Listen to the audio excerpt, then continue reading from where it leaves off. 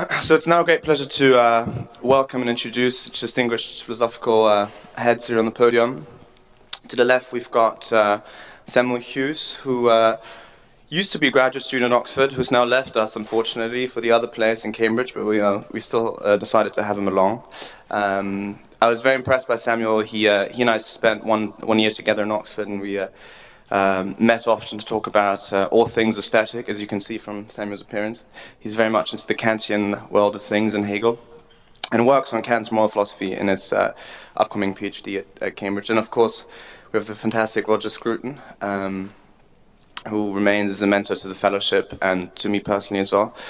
Look forward to hearing a lot from you today, Roger. Then we've got the great Mike Leslie, who's kindly agreed to chair these four philosophers and to sort of make them more relatable to the audience. And I've really enjoyed spending time with you here, Mike, and hope to see you along the fellowship in the coming years. And then we have Andrew Huddleston on the right, who's now at Birkbeck.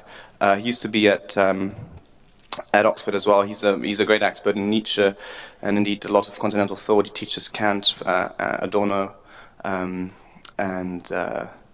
so those are the four, including me, five guys. I think we'll try to make some sense of what's been discussed so far. It'll probably be more obfuscating than anything, but and I'll pass it on to Mike to start us off, and hope you enjoy it. Thank you.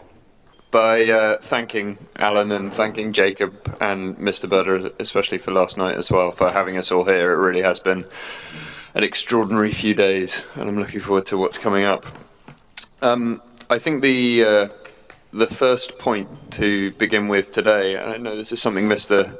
Scruton here wants to talk about, is if the topic of our conversation is self-expression in the age of instant communication, from a philosopher's point of view, where do we stand, given everything we've heard, on the self, full stop? And is there indeed such a thing? I know a lot of people have spoken about the temporal nature of the self, and as Ian McEwan raised yesterday, the Montaigne quotation, we are all patchwork, so diverse and shapeless, that each moment plays its own game. And we are as strange to ourselves as we are to others. There is a sense that over time the self is recaptured, always evolving. And I wondered, Mr. Scruton, if you had something you wanted to say. Well, yes, I agree with this. It's a huge topic, and it is one that has so far been slightly pushed aside. The question what the self is the word "is" even appropriate? I mean, when this became central to philosophy, this question, it was not with Hume, really, it was with Kant, who came to the following conclusion. His view was that I, as a subject, have knowledge of my world, but I don't find myself in that world. I am, as it were, the thing at the edge of it, the perspective from which that world is constructed. Therefore, from the point of view of my understanding of reality, the I, the self, is transcendental. And he made a great point of amplifying this concept of the transcendental self as the thing which can never be the object of its own awareness, but must always be the subject. And therefore can't actually be described as a part of the contents of reality. And yet, I know that it is there, not only because it is the premise of my thinking, but more especially because it's the premise of my doing too. It's only as I that I make decisions and choices, and I must assume in making these decisions that I am, as he put it, transcendentally free. As I say, I have a kind of freedom which can't be reduced to any form of physical relation.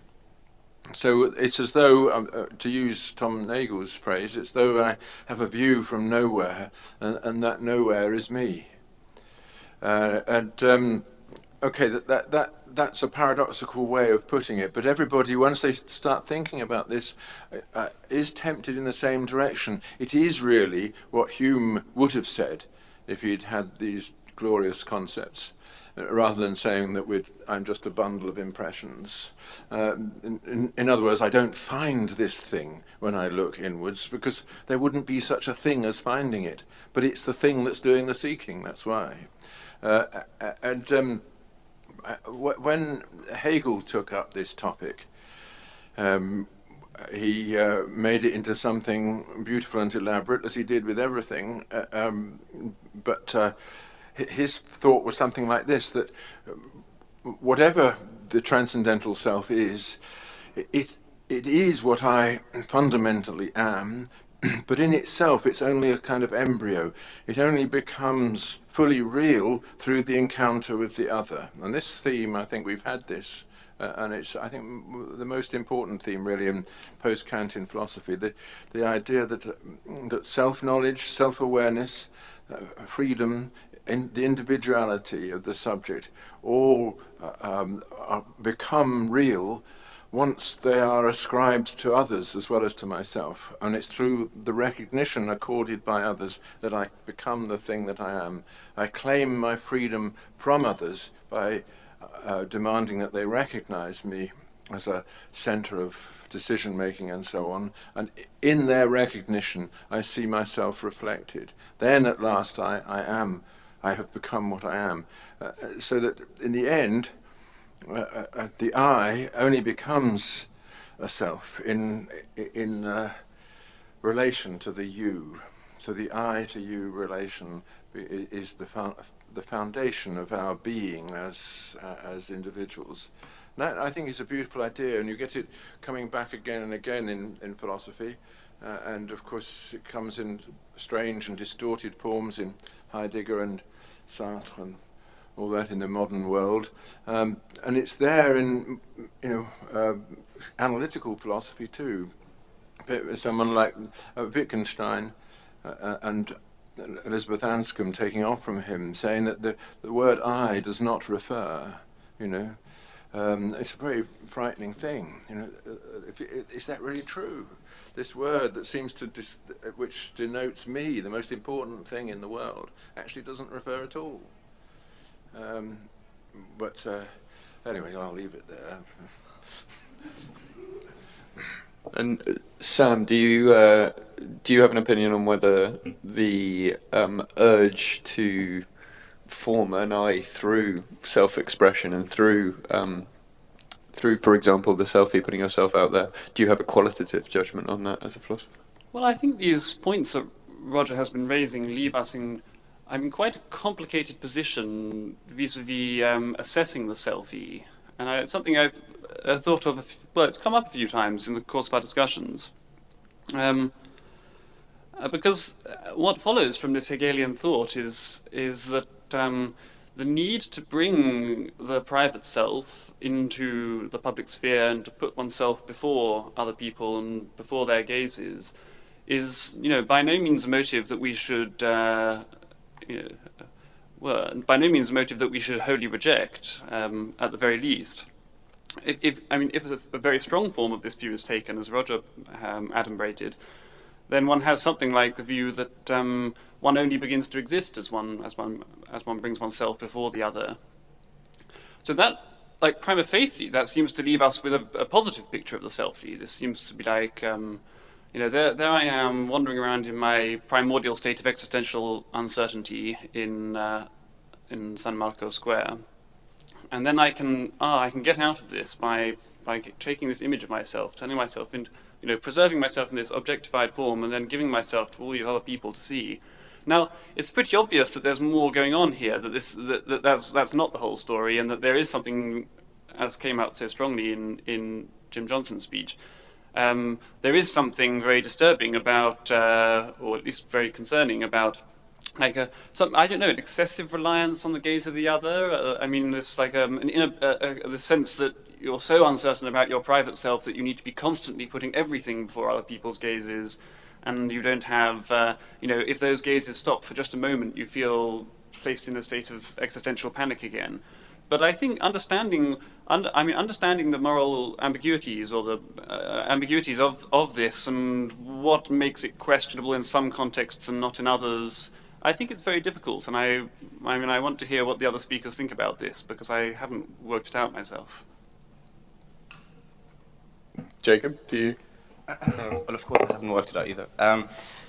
Just to say before, no, I think it's and just as Roger was speaking, I was coming to understand that, of course, what I was about to sketch, which is this conflict between these two positions, whether there is a self or there isn't a self, is already present in German idealism, in the sense in which a transcendental self only becomes a real self in the encounter with the other, and it's something that is interestingly related to, for example, what John Burnside was talking about, Victor Chan this morning.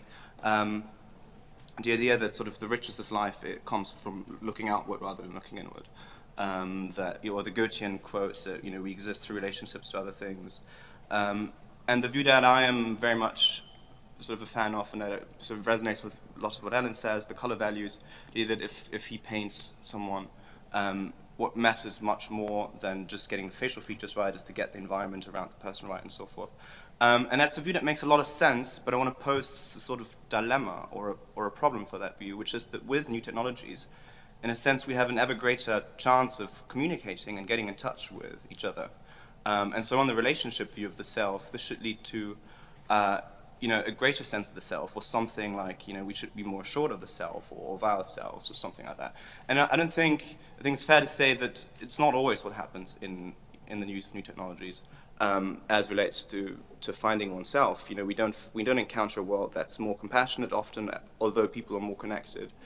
We don't encounter selves that are really knowing each other, and I think it points us towards this other great phenomenon, which is that before we encounter the other, we have to encounter ourselves, and that somehow is a precondition of being able to communicate with the other in an honest fashion. Seems to presuppose that we know who we are in some very romantic way. And that's why I thought it was very interesting, it's the great Julian Spalding. Where is he sitting? Over there, hiding away again. Very interestingly, he said that, when I'm facing myself in the Dürer type 1500 scenario, I see God reflected back at me. And that was very interesting because from a modern point of view, the sort of self-finding moment, I don't think a lot of us have this Dürer type recollection that they're, God-made creatures or so forth. And so the challenge becomes, what organizes this moment, this process of self-finding? If it's not religious, like it might have been in 1500, if it's not political, if you don't share the sort of great nation ideals, and so I think there's sort of the real challenge that somehow, in order to be able to join a conversation, and in a sense we can communicate and be in touch with much more people than was ever possible before, we have to make sense of who we are, and we have to do that in the soul's, Selbstbestimmung type way, which the Romantics talk about, and which I think is really the theme of our age. And I think, for us sitting here, I think a lot of us have answered that question or have faced that choice through going, to the arts, through finding, redemptive qualities in the arts, as opposed to religious projects or political projects. So I'm not sure whether that answers anything, but that's a sort of a lot of what I got from the last couple. No, I'm fascinated by what you say about instant communication and whether indeed we can call this communication at all if there is an objectification of the self through instant communication. Something that Jim and John Burnside were talking about was the commodification of the self through projecting it in a selfie or through putting it online in any way, whether that is actually communication of any kind at all, or whether it is a more fundamental exercise in self-fashioning in the Nietzschean sense. I know, Andrew, that's a topic you're interested in. Yeah, I wouldn't deny that it's a kind of communication. Clearly there are more sophisticated kinds of communication than this, the kinds of communication people do when they write long, complex, and interesting travel logs. But we still, in this kind of technological communication, learn about where people are, what they're doing, so I wouldn't deny it's a kind of communication. I don't think there's a kind of either-or between communication and self-fashioning. I think it's very much an exercise in self-fashioning. Often the self that you present is one that's revolting or banal, or that one presents as revolting or banal, but I think that it is an interesting exercise in self-fashioning in that way. And this notion of self-fashioning complicates this idea of there being a fundamental self there that one might find. The line between finding yourself and creating yourself becomes a somewhat blurry one.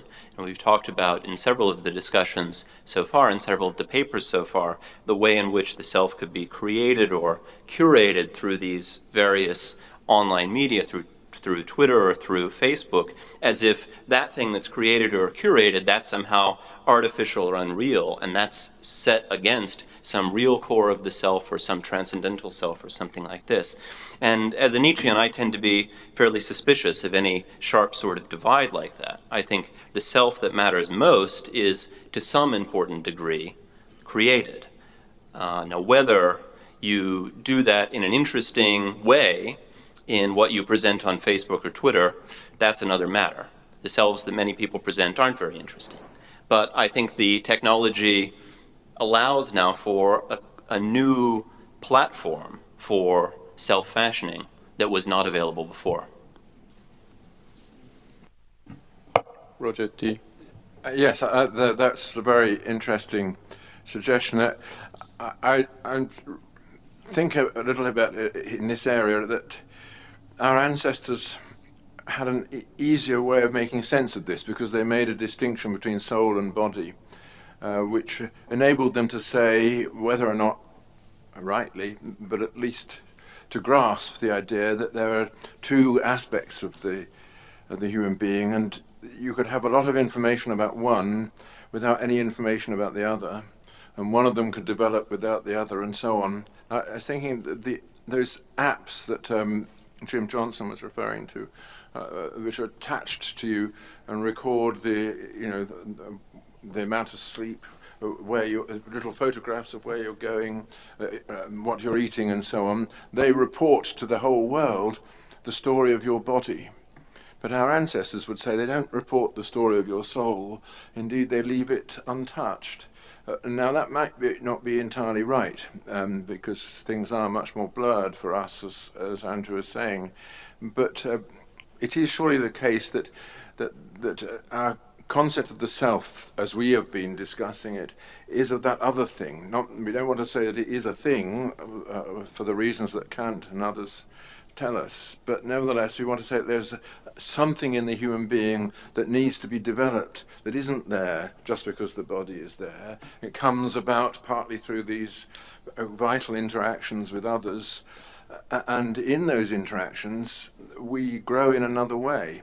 We become moral beings, answerable to each other, accountable for our actions, rewarded and punished, not enough, but nevertheless it's still there, and that is the thing that we're talking about. And the real question, and I think Sam raised this question, is whether the new technologies actually develop that aspect of you, or whether they don't distract you from it.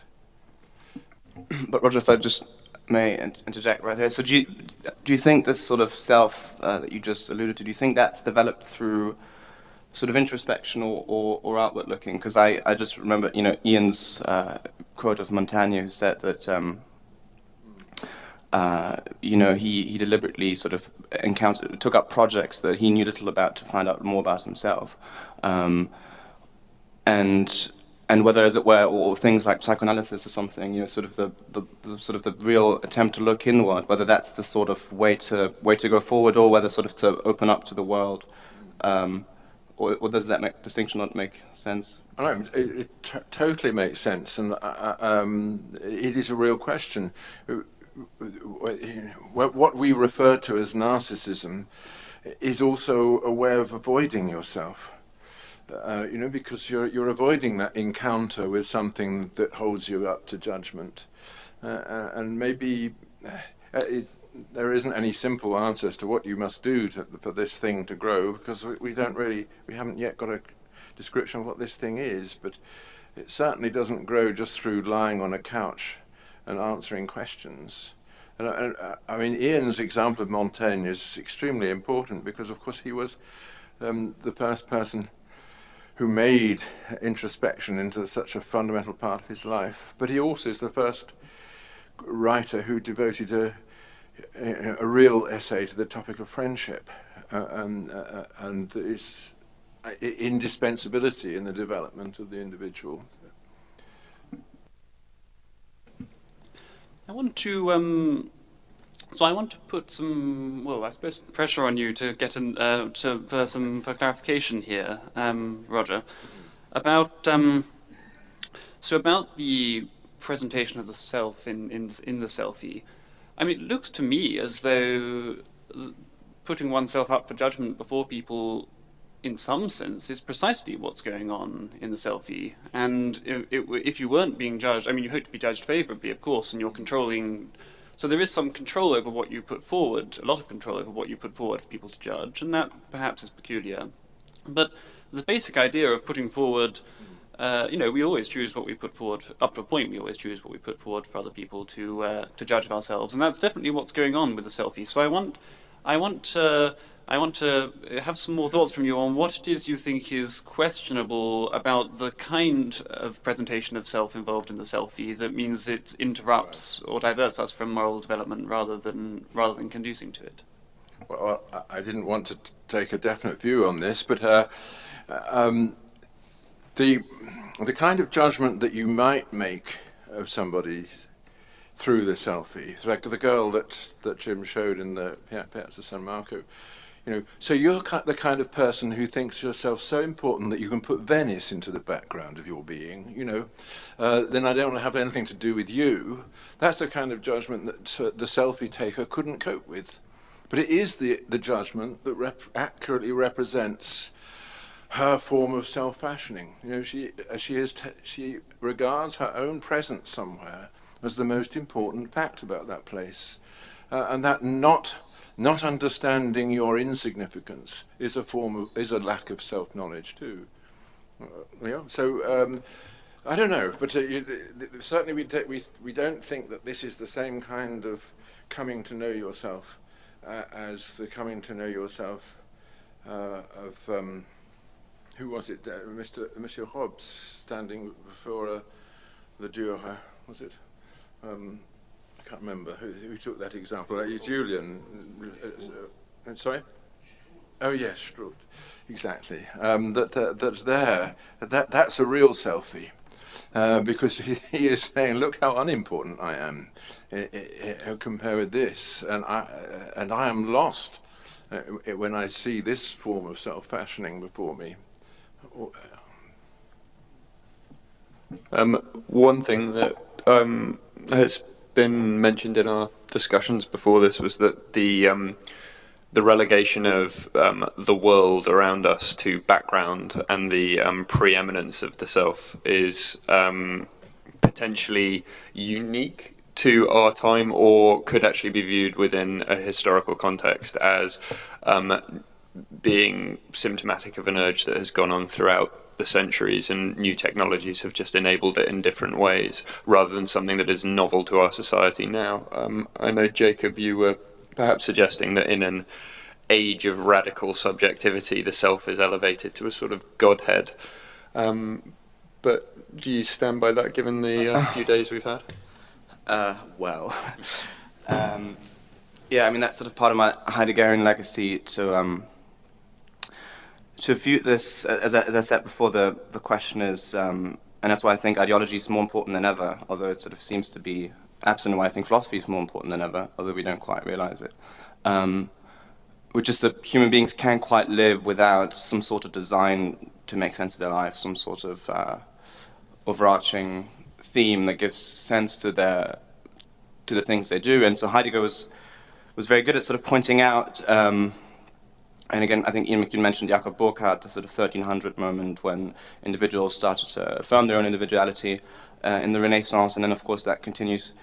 Heidegger says culminates in Descartes' moment when he defines the cogito as the entity of inquiry, and then sort of the age of the subject starts, and it really is then that we have to figure out how to make sense of ourselves in a sort of a lonely existentialist way, and I think it's the beginning of perhaps even existentialism as a way of asking the question, who am I and what am I doing in this world, alone, or independent of the sort of historically large projects of religion or love for the nation or whatever that might be. And so that's often what interests me, is this idea how the secular self managed to make sense of his sort of existential problems or intricacies with these things lacking.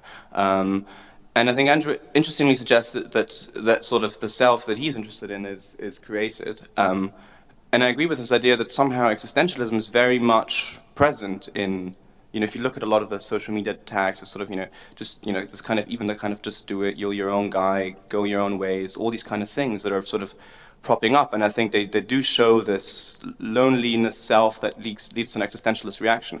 But at the same time, there often strikes me to be a sort of related conformism to this, which doesn't immediately come up in this sort of classical existentialist literature, where you really sort of, you somehow seem to be free in an existentialist way, but at the same time, you're very much unfree, because you are sort of surrounded by, in a sense, too much freedom or too much existential selves that make it paradoxically hard to really find yourself.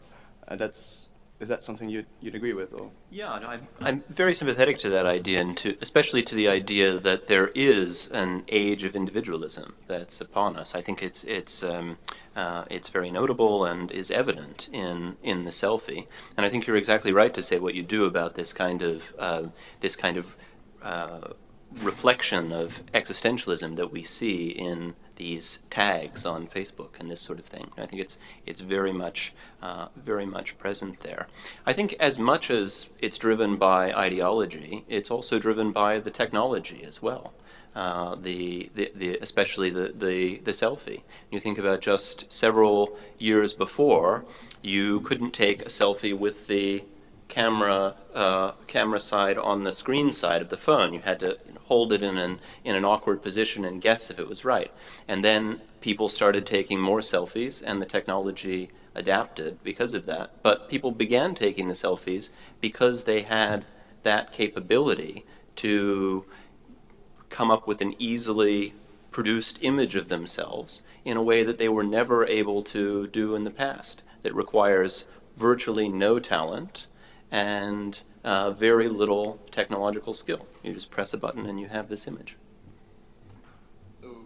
There was something that struck me that Mr. Spalding said, which I found fascinating, drawing a difference between, for example, the Duraself portrait and the selfie. In the Duraself portrait, which obviously has a very direct connection, he's looking straight at us. It places us in the place that the artist stood when he was painting the picture, whereas the selfie places us where the camera hovers, and the eyes of the subject are usually a little bit lower than the camera. So there's actually an act of separation rather than communalization, as it were. And it made me think, and this was something that has come up, I know, over the last few days, whilst it's probably both to a degree, do you feel from a philosophical point of view that the selfie comes from an urge to conform and to be part of a community, or to individualize most? Sam? So I wanted to address that, and also what was previously suggested about history and technology with the selfie. So I do think that what we heard in Julian Spalding and Ian McEwan's speeches about modernity is a very important ideas and very important for understanding the self-portrait and the motives behind that. I'm myself actually very skeptical that they have much to do with the selfie. I've just come back from a visiting studentship in Japan, which is a country which doesn't have this long story of, whichever factors that one puts in behind this, the development of the godlike status of the individual, and the progress through different kinds of Christianity, and there's still a very high premium placed on the community and on self-denial. But they take selfies in exactly the same way as we do. And it makes me think that I think it might be a perennial impulse in human nature, the desire to receive the validating gaze of other people, and this isn't something which has just emerged in the last century or in the last 5 centuries in the West. and which is different to some kind of more disciplined self-interrogation involved in self-portraiture, which may well have to do with distinctive features of post-Renaissance European society. So what the last thing you said at the end about community in the selfie, that I think is I think that's right. I thought Andrew was right about technology having a key role in just giving a new outlet to this perennial impulse. And I thought what you said about the community, like a kind of conformity involved in the selfie, also I thought that was very important. Yes, self-fashioning, self-creation, but self-fashioning and self-creation in conformity to often fairly tight norms of what kind of self you're supposed to present in these contexts. I mean, the photos that people take of themselves in Venice look pretty similar to one another, right? So I thought that was important, and I think in a communitarian society, people could take selfies and do take selfies out of those kinds of motives, just as they do in ours. Yes, I think that's extremely interesting. But what we're talking about now is a kind of community of representations, aren't we? That people are sharing pictures of themselves or records of themselves and creating a community in that way, which you can do without ever actually feeling anything towards anybody else or doing anything for anybody else. And I think probably many people might think that this is indeed a retreat from the whole idea of relating to others by doing, rather than just representing yourself. I'm not sure that would be entirely right, but there is obviously something else to human relations than just posting pictures. And now, just where that something else comes from is another matter, but you can't spread yourself around others through your good deeds quite so easily as you do through your perfect pictures. And maybe this is a way out of the great moral challenge that we face, of actually relating to other people. Let's put a picture of ourselves instead. So the projection of the self rather than the need to involve yourself with the lives of others or risk their judgment. That's part of it, but it connects perhaps with, Jim's speech was so rich, but masking, he gave us three different kinds of masking. But of course, there is a fourth kind of masking in which you use precisely the image of yourself to hide yourself. By constantly projecting yourself in image form, but retreating from the real encounter, you can get through life at minimum cost. But the moralist would say yes, but at minimum reward too. Roger, if I just make comment on that, because I was also going to say something about Jim's really interesting talk, which is that in this society that masks itself, there is this sort of bourgeois type hyperreal world created, where and you, Roger, have championed that idea where there's no exchange going on, no real exchange going on. There's just sort of fake wishes or whatever it might be exchanged between fake subjects that are masking themselves, and that the realm that this is happening in is completely free of, or not even an imitation of, not even a simulation, but a simulacra in a way in which it's completely freed itself from the realm of the real. Whether you think the problem or some of what you see, Roger, is as grave as that, as grave as the sort of bourgeois type vision of the hyperreal, whether that is, you think, something that's going on behind the masks of the online community. It's an interesting thought. I mean, everything that French intellectuals say is exaggerated, and that's true of Baudrillard as of everybody else. But there's usually a core of truth in it. So I suspect, yeah. So I think there is a definite move in that direction. Several people have referred to I think Mike referred to the commodification of the self. That's a word which, it comes ultimately from sort of Marxist thinking, Frankfurt School stuff. But the French people like Baudrillard say the same. using that word. So, and I think we all recognise that there's a truth here. We're getting at something, but it may not be the whole truth.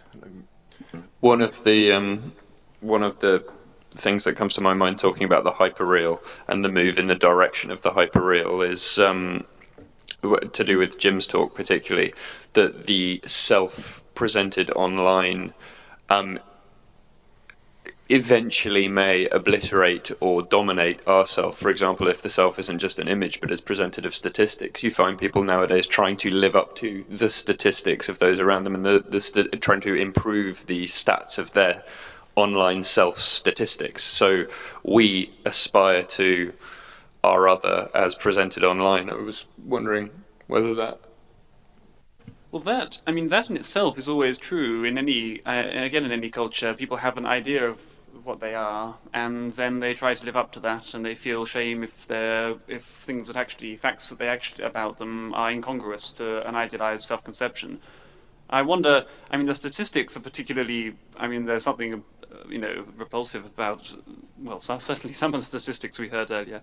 But then I wonder if we should, remember what Andrew said.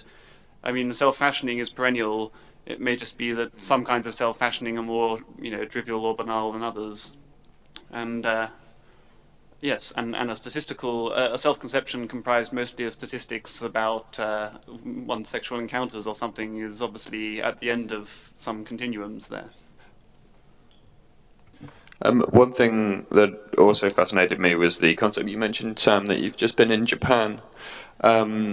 Was that whether the uniformity of the mechanism of the selfie and self-expression in instant communication in our age, in fact, moves beyond cultural distinctions and cultural borders and allows a more homogeneous worldview of the self.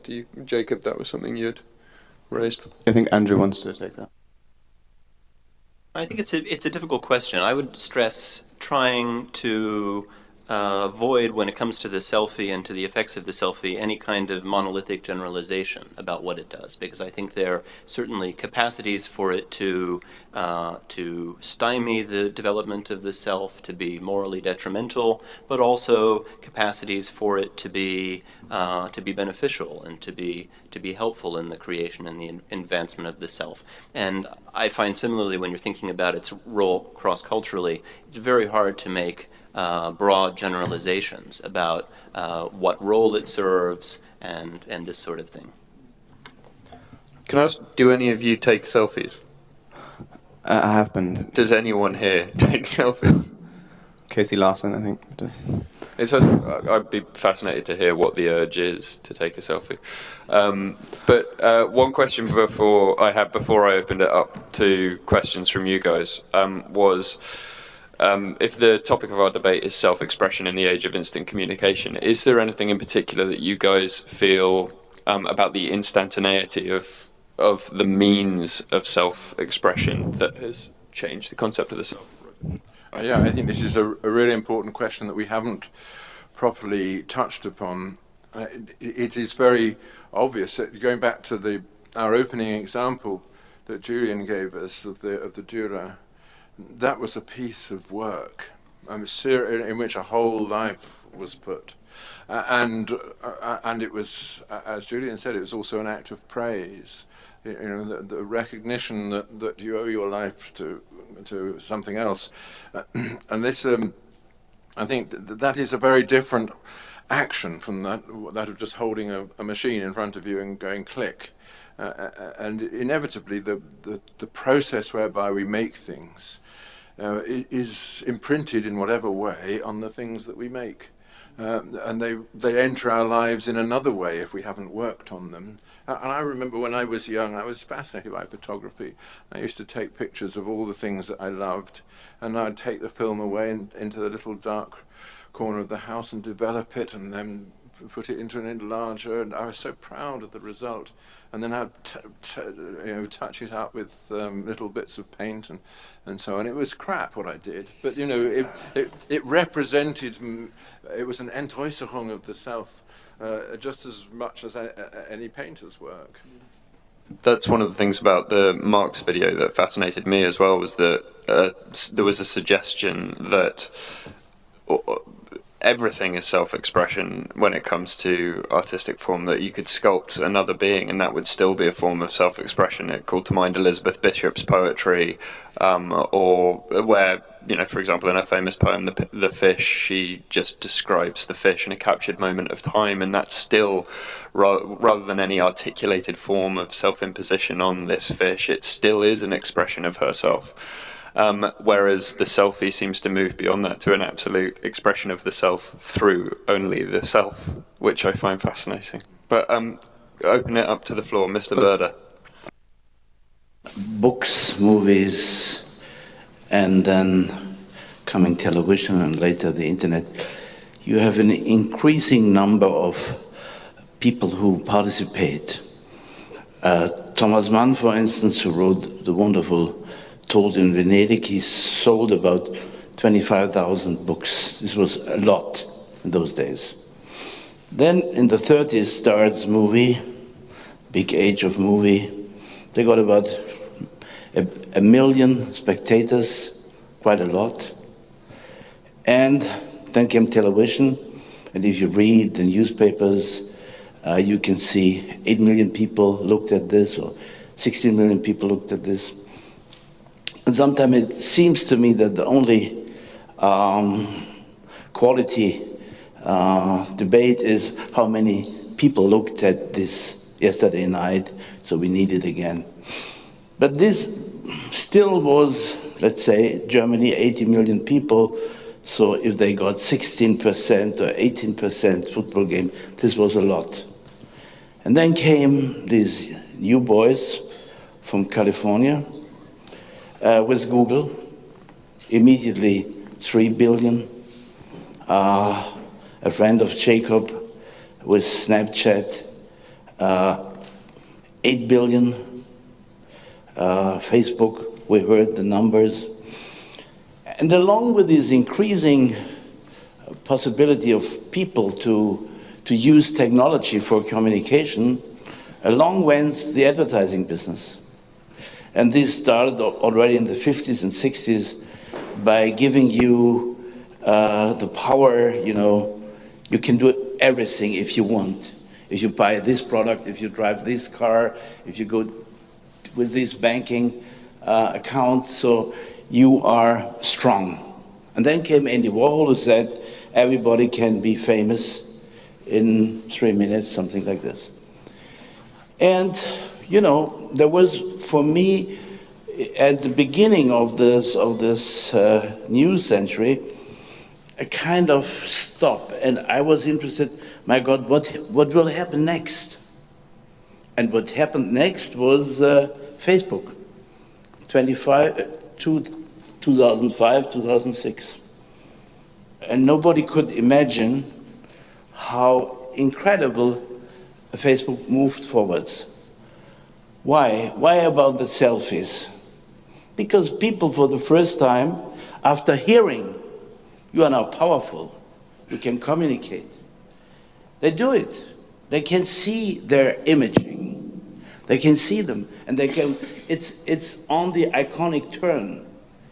Here is so much about the semantic turn. That's okay, especially between philosophers. There's so much about subjectivität, objectivität, but this new age is on the iconic turn. For the first time, technology-wise, you have the possibility to send pictures in colors. You can, you know, if you come from the printing business like me, changing a cylinder for the next color needs about hours. Now, changing colors is nothing. So the technology is so easy to be used. And they started with this new way of communication, which is the way of iconic turn. And what you said about self-fashioning, you had it, the Dürer, you showed us the self-portrait, but if you look to the Erasmus, not etching, but a woodcut, all what you see is a self-fashioning of Erasmus. Sola scriptura fecit religio, everything. How he seated on the podesto, everything. And this self-fashioning today is lifestyle. Why? Because on Pinterest, you make a picture from here, you put it on the web, and they find you a lot of pictures, people sitting like you here and debating and discussing. That means these enormous communication tool, which is called lifestyle, which is, from BMW to fashion to everything, is describing yourself through lifestyle. You said self-fashioning. And there is always some, how do you say, pejorative, some negative feeling in it. No, these millions and millions of people now stay, and it's a very friendly revolution. They don't kill me. It's not the French Revolution. The upper class must not be fearful that they attack them. No, it's a peaceful revolution. But they say, now we are here. We are millions and millions, and we want to communicate. But we don't communicate a lot by text. We probably have nothing to say, but we have our image, and our image can be sent away, and people are answering. And this is a total new situation. I think that's fascinating. It was actually resonates very strongly with something that Samuel was talking about earlier today, in that the empowerment of the individual through advertising, as you say, leads to this preeminence of the image and the image of the self. But what variations within that articulation of the self can we find? Does one type of selfie mean one thing and another type of selfie mean another? And in that way, how is the selfie going to become a language in and of its own right? There's a friend of mine who lives in London, his girlfriend lives in Stockholm, and they communicate only through images. Half of their conversations online. And Samuel was talking about kabuki and no theatre, and the formulaic nature of a lot of the performances through masks then. And I'm wondering whether actually it is as new, this age of empowerment, or whether the form of communication ties back to something more ancient. What do you feel, Samuel?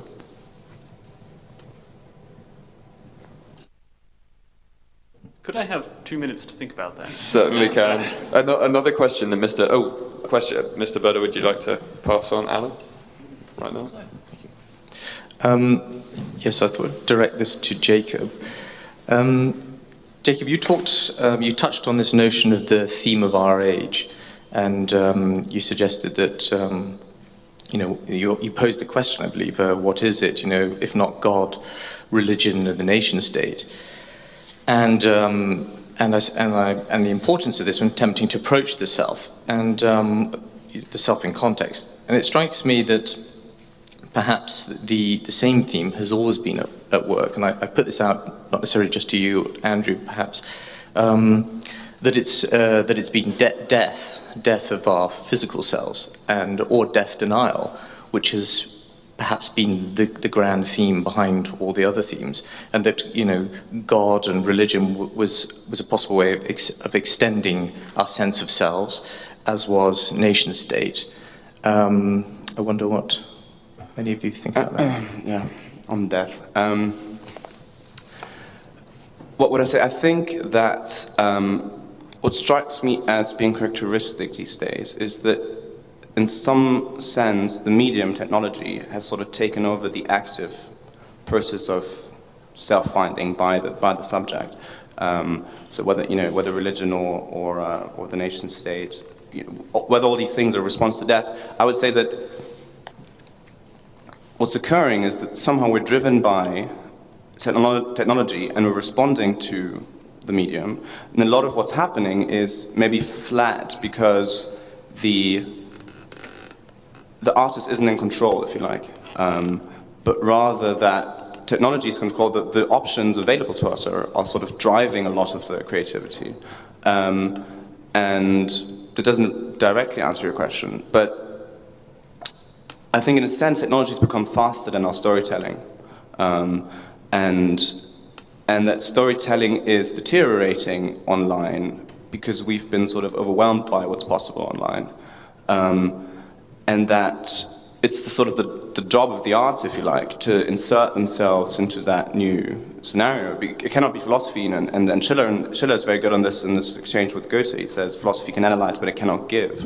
It can only analyze what it gets given. And I think the giving is the duty of the genius, if you like, Schiller believed, and I think that's true. And I think what we have to start to figure out is how we get in control again of not being driven by technological means of communication, which were overwhelming us on a daily startup base, and how the arts get in control of sharing content that's contentful, that's not flat and that's sort of meaningful, but that's an active way of communication. And I think one of the challenges to me, again, it doesn't answer your death question, but I think that somehow, because you asked what is the theme of our age, I think something like that is to regain control again of how we tell our stories and how we portray ourselves. We'll get this out of the front row. I wonder if the panel could just reflect on my sense that whenever intellectuals gather, they cannot resist the deliciousness of cultural pessimism. And this is to really speak in support of what Hubert just said, that it's a bit tough to compare Dürer with a selfie and chart cultural decline. Should we not actually be celebrating this vast enablement? Andrew? You? I think in many ways we should be. Back to the point about not being monolithic, I think we should think about the ways in which the selfie enables self-expression. Some of these are good, some of these are bad. But I do think you're exactly right that it's unfair to make comparison between the self-portrait and the selfie and imagine that we're charting some kind of cultural decline. The selfie is not aiming to be a self-portrait in most cases, and we shouldn't hold it to the standards of being one and find it lacking for not being one and not having the great qualities that self-portraits do. Can I add something to this? I think that although that is true, there's this great enabling process. There is also, nevertheless, a cost to it. We're producing something which is without the practice of criticism. When we communicated by letter, we were always very aware that we were using an instrument that had been better used by Jane Austen, for instance, and we learned to distinguish something well said from something ill said, and so on. And there was a toing and froing of criticism, which made letter writing into a very important cultural fact in itself. We don't see this toing and froing of criticism at all in the selfie culture. It's very difficult to know how it could come in, and if it did, what form it would take. So I think we are actually introducing a form of communication without criticism, which it's not cultural pessimism to say that is taking away something of the human capacity, the capacity that we have to exercise, which is to make judgments of each other. Sammy? We do, of course. I mean, at every conversation that philosophers have, at a certain point, there's this step that has to be reached, which I think has now been reached, and I need to now invoke this.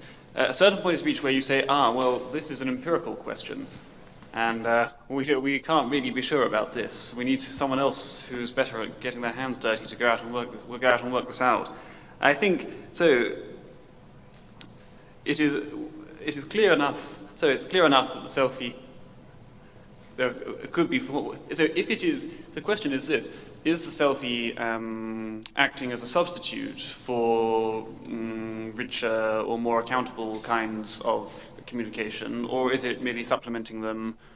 I mean, if it is a substitute, then of course there's reason to be concerned, which needn't be a huge cultural meta-narrative of decline, but just a concern about one issue. And if not, then it's harmless. It's just like, oh, well, in the 19th century, people left greeting cards when they dropped by. Those weren't an accountable kind of communication, but people did it a lot. And now people send little photographs to each other when they're abroad. and it's just a sort of harmless, unaccountable. I'm afraid we can't, with complete responsibility, give a judgment on that merely from the armchair. We would have to, go and try and find some way of working it out by actually looking at people. Going on the internet. Well, yes. But based on what Roger and Sam just said, it does strike me, and based on what Mr. Berder said yesterday, that you can't compare a Rembrandt self-portrait to the self-statement of a selfie. It does strike me, it reminded me more of phatic communication between birds that are just tweets put out there to reassure each other that they're there and that they exist, rather than a projection of the self in such a grand way. But who's got the next question? I'd like to explore something that the panel touched on earlier, which is two sort of ways of exploring this self. The first, I've been doing some painting this week, and I've got a book on Sargent's Venice, and I've been going around to some of the places he painted, and you see the scene there, and you're invited to look at what he chose to paint, what angle, but also what he chose to leave out, what he chose to put in. But I've also been looking at Whistler's Venice, which is very different than Sargent's Venice, and they're both very personal artistic explorations of how they personally see the city. And so I would put that as a development of the self, because you're developing your vision of the world. But I would ask, what's the relation of that to, say, Rembrandt self-portraits or Montaigne's essays, where you're looking more either painting yourself or you're looking at yourself more directly, as opposed to looking out at the world through your authentic or artistic take on the world? So I'd like some comments on that. Who would like to field that one? Roger? Very briefly, this goes back to what Mike said about self-expression. There is a sense in which whatever you do artistically is an expression of yourself. But of course, the expression of how the world appears to yourself looking at it is going to be different from how you appear to yourself looking at you. But maybe that's all that the difference amounts to. And that the self-portrait is simply a special case of a more general way of translating the inner life into something permanent and objective. And that might be the best way to look at it. I know people are hungry, so let's have a couple more questions. Ian, you? Sure. So I think maybe the panel can address Zuckerberg's law, which was set out in 2008, which the principle of which is that every year people share twice as much information as they did the previous year. And it keeps going. So if you compound that, say 2005, when Facebook was coming into being, in 2015 we share 500 times as much personal information than we did in 2005. In 10 years it'll be 500,000 times what we shared in 2005. And so what is the potential impact of that as we go forwards? And I think Jacob even said to me at one point that I think even studying philosophy at Oxford in 2015, you can't exist without Facebook. And so I think we've looked at the last 10 years, and the selfie is really an invention of the last sort of 5 years. But if you extrapolate the next 10 years, where does that leave us? Jacob? I mean, I don't know, but I think that one of the challenges might be to make sure that the information being shared isn't just noise, but becomes sort of contentful. And I know Ian McEwen doesn't agree with that, but I think a lot of what is being shared is noise, and a lot of the retweets and the reshares are done in a way that's not very reflective, and that's not showing a great amount of thought behind the shares.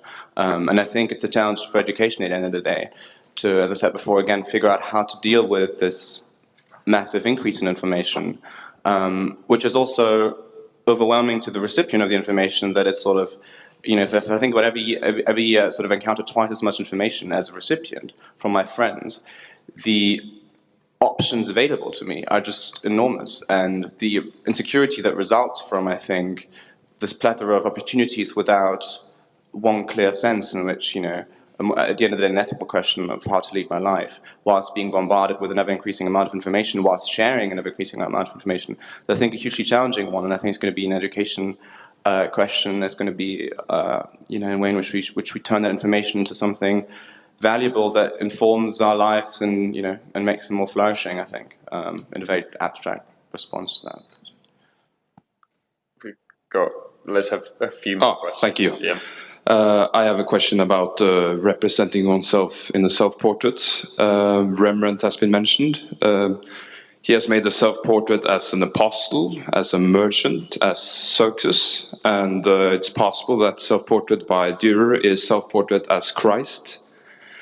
And I have a question to either of the panel debaters, what they think about Aristotle's view on poets, poets being a maker, a creative maker. It could be painter, it could be a theatrical drama or anything. Aristotle says that a poet should say as little as possible in one's own voice. And this is a question what you think about that. Anyone want to respond? I think it is absolutely true that that a poet should say as little as possible in his or her own voice, if what he's doing is describing something else, or if he's presenting characters. But lyric poetry, it's not. Okay, it isn't necessarily your voice, but, you know, nevertheless, you're speaking as if it were your voice. And so I think probably Aristotle was thinking primarily of dramatic poetry when he said this. But I don't know, maybe someone like Ruth or John should respond to this. I mean, Ruth is I always hear Ruth's voice in everything she writes, but maybe I mishear it. Yeah.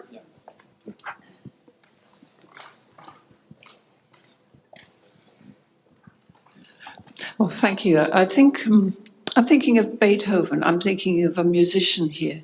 You can recognize Beethoven or Mozart on the radio, even if from 2 bars. So that's one sense of voice. But the other thing, responding to that, I was thinking about modern poetry. I mean, I think every poet here would think that we all began really with the new phase is Ezra Pound. And one of the most important books he put out was Personae, in which of course means mask, as the persona, it's what comes through the sound, personare.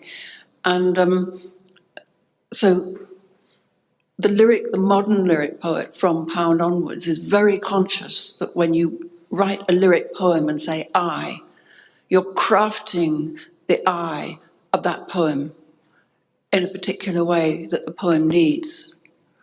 We were talking about yesterday about how you can become the slave of a particular poem or what a poem demands. But the other thing I was thinking, and that goes back to the film about your father, is we haven't talked about role. And each poem takes a role, and the grammar of roles, which are not masks, that we have a shared grammar, but when you're talking about another culture like Kabuki, there's another shared grammar. So all these grammars are filtering through billions of people across the world. I just wondered if the panel might like to respond to that. Sam? I wanted to come back, I thought it was very, very interesting, and there was 2 things I wanted to come back to there. And the first was, I maybe just say the same thing again in different terms, but about, in response to this thought about removing the artist from the work, or the artist becoming invisible in the work. So it's awfully complicated, this subject, and I would agree with what Roger said. But one element of this, I think, is there is a kind... So there's a novel, many adolescent novelists, or even more poets, will go through the phase of writing these extremely interested and involved poems, and eventually you get through that somehow and you can start writing something which is more disinterested. And I thought maybe you said about the requirements of the poem itself, like so that we hear a lot, aestheticians hear a lot about the disinterestedness of the viewer of art, but there is also a disinterestedness of the creator of art, I think, and like a sense of like one's service to the object rather than merely one sort of using the object as a way of vicariously fulfilling one's own desires. So that's very, very, that's not half-baked, that's quarter-baked. But I think there's lots of, I find it very interesting anyway. And the other thing, roles. So roles, I thought, this might be a way I could fulfill what I had said I would do earlier and say something about kabuki and no.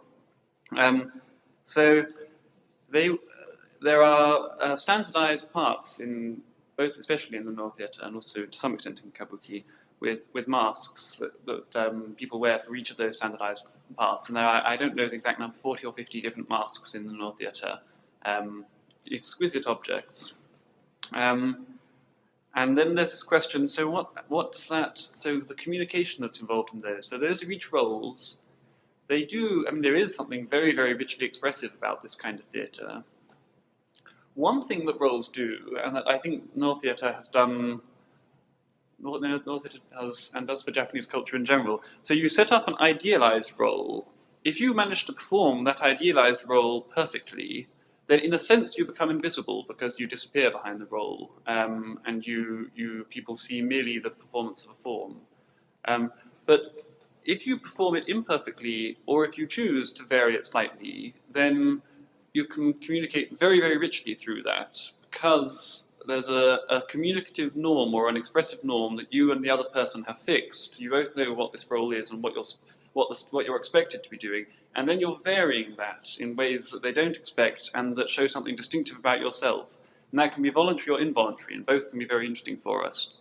So I think one of the things that art has done, that the Noh theatre has done for Japan, but maybe all art forms do in all cultures, is that they define some of these perfect roles, and then the rest of us in our everyday lives can communicate through imperfect or varied forms of those roles that have been perfected in these specialized contexts, and that can enrich our means of communicating with one another. So that's sort of maybe just saying what I wanted to say rather than responding to exactly what I should have been responding to, but see what you make of it. I have a rather profane question based on some empirical impressions I've made over the last 5 months. I was traveling the world with my kids, and so we've visited a lot of San Marco places on the globe. And I witnessed a development which I hardly can describe as a selfie, but maybe you can help me with the right expression for that. That's I saw so many people not taking pictures of themselves, but doing this. Maybe you just can get up. I'll show you. This here. So what's the right word for that? Is it a selfie, or is it, and what's the meaning behind it? So 2 people taking pictures. Andrew? I don't have a good term for it. There may be one in common circulation. I think often the meaning is just an attempt to record an experience, exciting experience that 2 people are having together. They want a record of that. And I think its motives can often be very different from the motives of the selfie, because you have that community right there in the moment, and then you're sharing it with a broader community. And something, this may be wildly inaccurate, but I actually think that they're referred to as selfies still, which you can infer as much as you want into that, but that we are all one. Who else had a question? Maria? Yeah, thank you. This is loud. I have to ask, or I want to talk for 2 reasons. The first reason is that Jacob yesterday said, why didn't you talk after I talked so nicely about my parents, including you? So, Jacob, thank you so much for having me as well here. I felt like having the mother or the parents here could be pretty cumbersome, but I'm very happy that you didn't. Obviously you visibly didn't feel that way, so thank you so much for your generous invitation. And I would like to make a remark or like a question. I don't know if you've been to a pop concert recently, but there's an interesting phenomenon that, of course, many people wait for their favorite song, the hit song from this person, and when it then finally comes, they used to, make, light the lighter, but now everybody puts up the iPhone and records the moment. And this takes even more attention than really enjoying the moment, enjoying the song. I am really engaged in recording it, and it feels like more and more I mistrust the emotion, I mistrust the joy I might have. Oh, finally my song is here, the euphoria, there it is, now I can freak out. No, I rather trust this technical device to record it and then to put it online, and then I get the feedback from my crowd that they say, wow, awesome, cool, fantastic. And it's interesting that, you know, I wonder if it's this longing for something that is not as ephemeral as my emotion in that moment, but that stays and that I can share. And so my question would be, when it comes to the selfie and the woman standing on San Marco, having herself maybe smiling, and, you know, you have the Doge Palace or whatever in the background, is it that, you know, a kind of, I wonder if it's a kind of a replacement for really actually being here. I need my fellow crowd to feedback on my selfie standing here. Awesome, Venice, cool, looks fabulous. So kind of I get now like surrogate emotions from the outside that, and because this is, I believe it's kind of the struggle of us all, is to really be very present in this moment, to feel, to smell the laguna in a deep sense, to feel, you know, here on my step on San Marco, wherever. But it's like a, how you say, surrogate feeling from the outside. It's as if I postpone my real feeling to the moment I post it and I get the feedback of what I should be feeling or the awesomeness of the moment. Is there any reflection on that? For me, that goes back to quite neatly to what Roger was saying at the beginning about the transcendent I seeking affirmation through other people's existence, people's recognition. You know, it's a very good observation. What it connects also with the idea that one's experiencing one's life in some way at one remove. It's the representation of your life that is important, because that is permanent. The life itself is merely ephemeral. But, you know, this is one of the, not to upset Ian too much by being pessimistic, I would say that this immortalization of ephemera is actually a kind of spiritual disease. The ephemeral is beautiful because it's ephemeral, and we want to hold on to that, as well as, and the immortal is beautiful because it's immortal, but this is neither. That's an argument with photography, not with the... Yeah, no, absolutely. It's an argument about photography which I have famously made in unvisited articles in the literature. So what do you think the difference is between that and the records people make of their experiences of ephemera, cherry blossom or whatever, in lyric poetry, for instance? Well, then, of course, it is precisely the ephemeral that is being put across. If you mean things like the Japanese haiku, it is something of immortal truth about the passingness, the mono no aware, or whatever the Japanese call it, of the immediate experience. And that is a completely different thing from a photograph of something that never meant anything anyway.